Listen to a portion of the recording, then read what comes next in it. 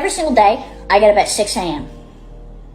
I spend about 5 to 6 hours filming video content that ranges from 3 to 4 videos, and I spend a few hours editing that video content. Then I have to work on my other social media profiles, whatever it may be, Instagram, whatever. It's marketing. Then I'm in meetings from 12 to 5. I literally just finished working. It's 5:19.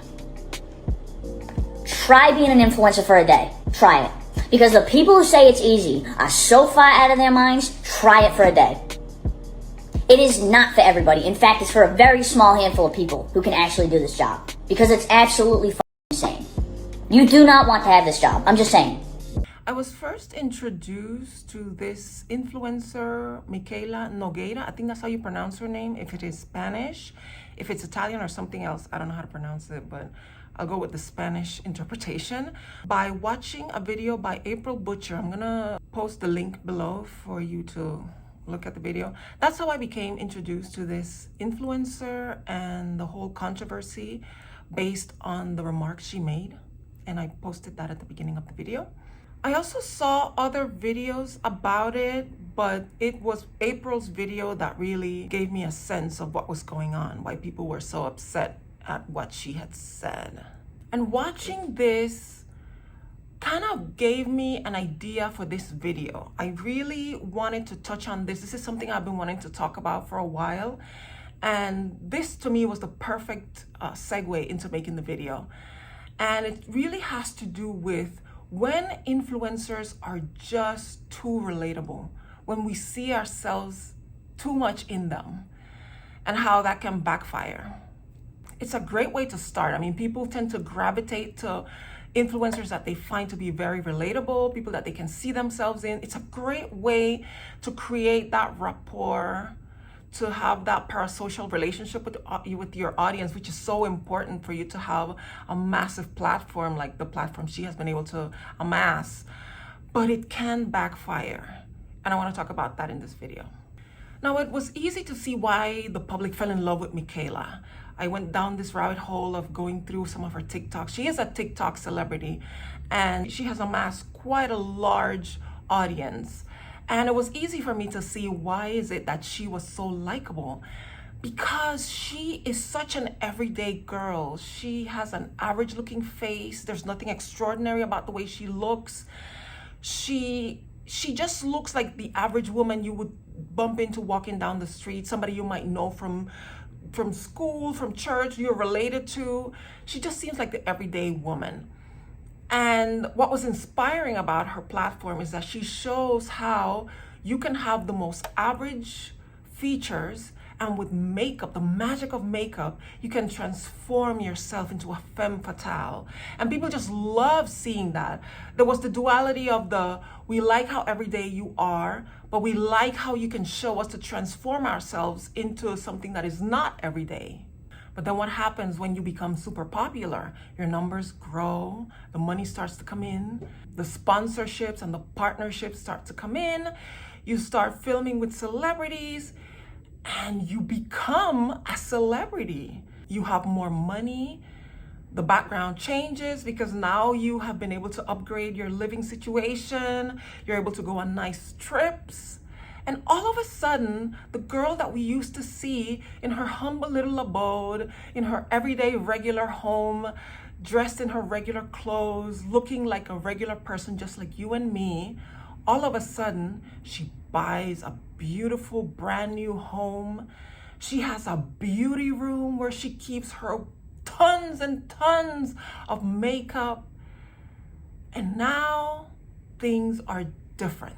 It feels like you've grown and somehow you've left us behind.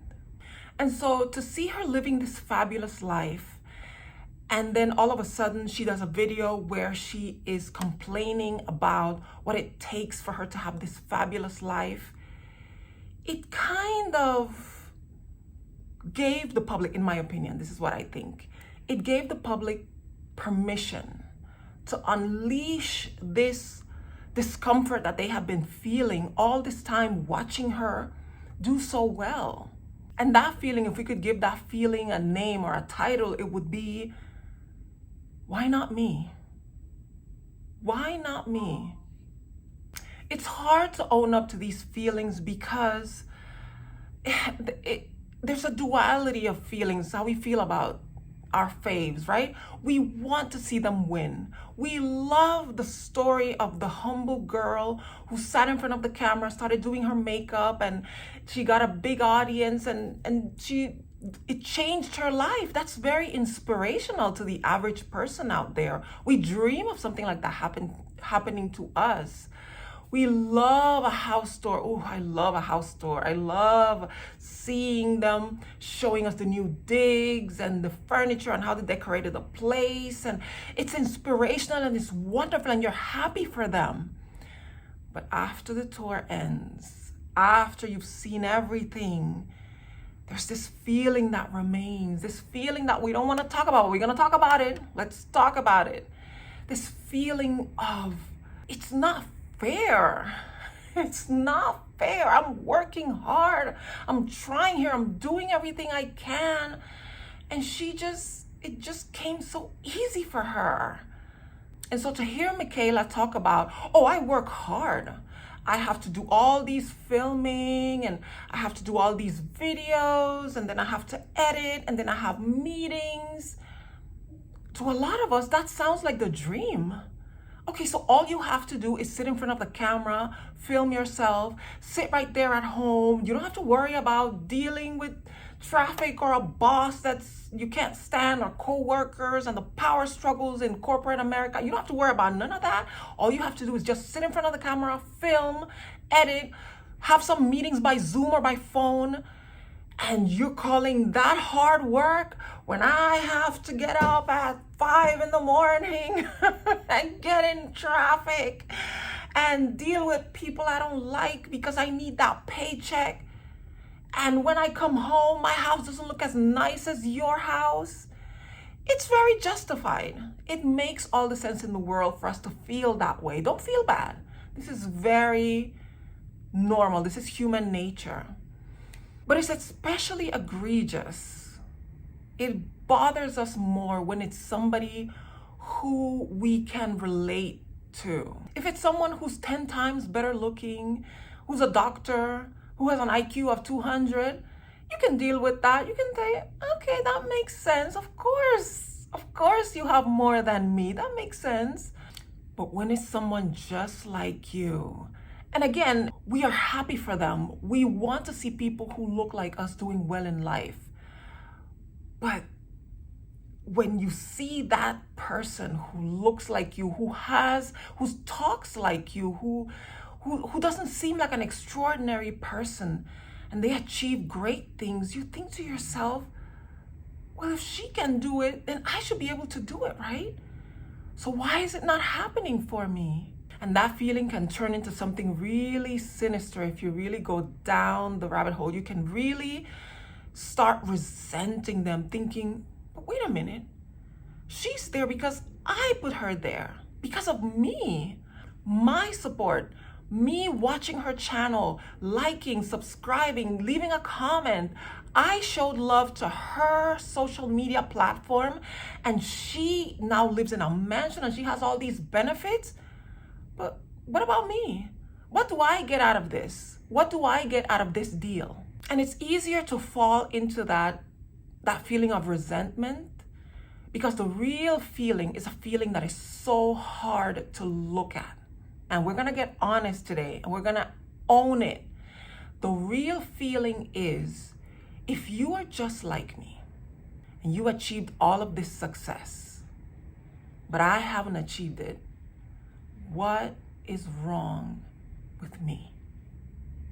This is a difficult feeling to deal with. And it's the reason why I spend most of my time when I'm on social media on Instagram, TikTok, YouTube, and very little time on Facebook. Why is that? Well, on Facebook, I follow people that I actually know in real life. Friends, relatives, people I went to school with, people I know from church, people just like me.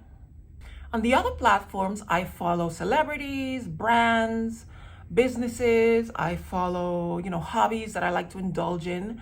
So when I see the success and the beautiful lifestyle and the elegance that's happening on those social media, I think, of course, yeah, that makes sense. You're up there and I'm down here because you are extraordinary. And so I look at your success and I'm inspired. I'm thinking maybe one day if I keep on going, if I keep working hard, maybe one day I can achieve this. But when it's people I literally know from real life, people I went to school with, and you've already achieved. We started out on the same level. We all started out at the same level. We all kind of have similar talents and abilities, but you already sprint past me? I don't want to see that. I don't want to see that. To me, that's kind of depressing. Because watching people I know achieve the things that I want to achieve that I haven't achieved yet, I don't feel inspired. I feel ashamed. They once did a survey. If I remember correctly, they did a survey where they asked people, and this is just kind of paraphrasing, what would you prefer? To make $100,000 a year in a neighborhood where everybody else makes $200,000, or to make $50,000 a year where everybody else makes only $25,000? And the majority of people chose the $50,000 a year because they couldn't fathom the idea of even making more money, but being the person in their circle, in their social circle, who makes less than everybody else. We are creatures of comparison. We're constantly looking at our peers to see, okay, where am I in relation to this person and that person? Because we see it almost as a measure of our worth. And when we fall into the category of the person who's struggling while everybody else is thriving, it says something about us that we just don't want to face. It gives us a feeling of unworthiness. And we do this with people who are in real life. And the problem with having parasocial relationships, meaning you have an imaginary relationship with the person you're watching on the screen. You feel like you know them, you can relate to them, and you feel like you guys are friends, but you're not because they don't really know you. And so we have these parasocial relationships with the people we kind of form an affinity with on social media. And seeing them, these people who remind us of ourselves, who remind us of people we know in real life, when they achieve great things, it's very uncomfortable. As far as Kelly Stamps, if you don't know who she is, she's this really quirky, funny girl on YouTube. And a lot of people started following her because she was doing videos talking about how she moved from LA to New York City. And that was very interesting. And she had some roommates and she had stories about her roommates and funny situations that were going on in the city.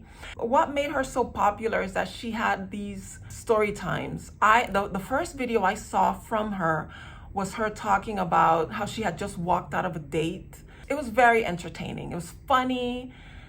Then the other video I saw her do, she talked about problems she was having at work. There was somebody at her job who discovered that she was making more than most of the people there, and she exposed it. It was very funny. I'm gonna link those videos. And what happened is Kelly got really popular and she started making all this money. And one day she even did a video where she broke down how much she makes. And I was like, man, you can make that much on YouTube? Man. Let me start that YouTube channel. And so things started changing. But once she started making money, she decided to leave New York City. I think she moved to Boston. And then shortly after that, she moved to Florida. Then from Florida, she moved to Texas. Then after Texas, she quickly moved to California. She moved back to California. Then she moved back to Texas, then back to New York, and now I think she lives in Connecticut. Here's the thing. I don't think she has received any backlash. I haven't seen any negative comments, and she hasn't been involved in any scandals. But the thing is, I added her to this video because her views are pretty down from what they were back when she was this, quirky, funny little girl having adventures and telling us, her dating life and how it's going. And everything changed when she started making money. And I think a lot of people just stopped relating to her and they just stopped watching her videos. I still watch her because I watch her for who she is. She's quirky, she's funny. I have noticed though that she changed.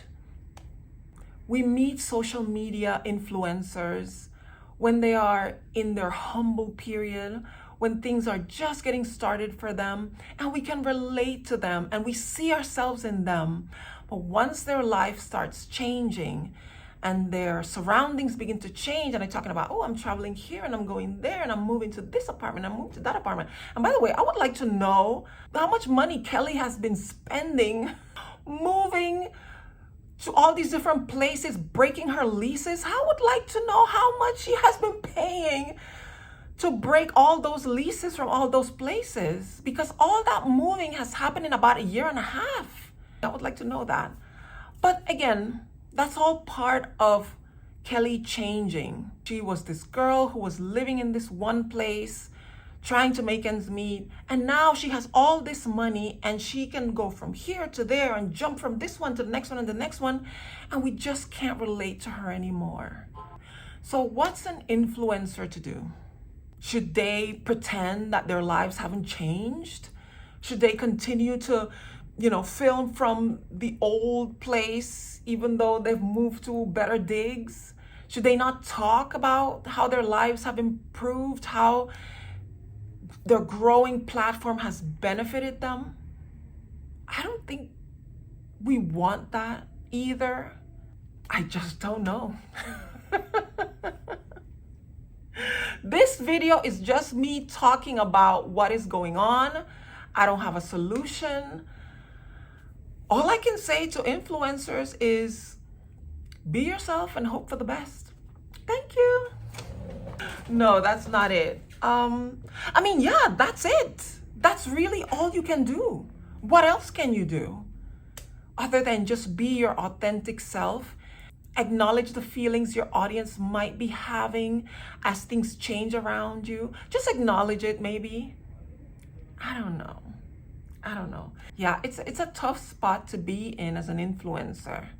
I guess the only thing you can do is, as your life gets better, as your home gets prettier, as you are stocking up your beauty room and your home office and you're traveling first class to the next influencer event, I think what people want to see is, if I were to be so lucky to change my circumstances the way this person has managed to change her circumstance, will I still be the same person?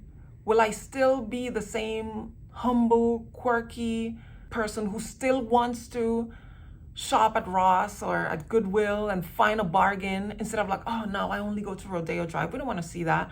We want to see you maintain your personality and who you really are. I think that's what we want to see more than anything. And see these people be so excited to film their videos and talk to us at the beginning and put out the videos. Because that's another thing. A lot of times when celebrities, when they grow in size, their channels grow in size and they have more money, the frequency of uploading goes down because they don't need to make as many videos as they used to. Because now, with one video, you make as much as you were making from 10 videos. And I think that's one of the things that we start to resent. And the only time you get on camera is when you have a sponsor and you have to sell us something. That's the only time we see you. I think those are the things that really bother people. And even if you continue with the frequency, in the case of Miss Nogueira, the fact that now she's complaining about filming when it used to be something you used to enjoy, that you used to do out of happiness to show us something new. Just try to be as much of yourself as possible. And your audience will stay with you. We'll resent you, I'm not gonna lie. We'll resent you a little bit. But if you continue to be who you were at the beginning, you continue with the frequency, you continue talking to us, encouraging us, inspiring us, we'll continue rocking with you, even if we're a little jealous. Thank you so much for watching my video. If you like to watch videos like this, please subscribe to my channel. Please leave a like, leave a comment. What do you think about what I'm saying? Are people being too hard on Mikayla for saying that she is tired from all the work she's doing? Let me know. Let me know. Maybe something else. Did I miss something in this video? Let me know. Oh, and talking about staying the same, I started this channel talking about Invisalign, and tomorrow, fingers crossed, I am supposed to be going to the last appointment where they're going to do a final scan of my teeth, and then after that, they're going to give me my retainers, and I'm supposed to be done. But I'll keep you posted. I'll let you know. I'm gonna film a video tomorrow, let you know how it's going on. So thank you so much for watching, and I will see you in the next video. Bye. But let me do this preemptively. If you've been watching my videos from the very beginning, I've told you at least once that my dream is to move to Malibu. If I get to pull that off and I still have a YouTube channel, will you be happy for me? If I do a tour of my Malibu house with ocean views, will you be happy for me? I hope so.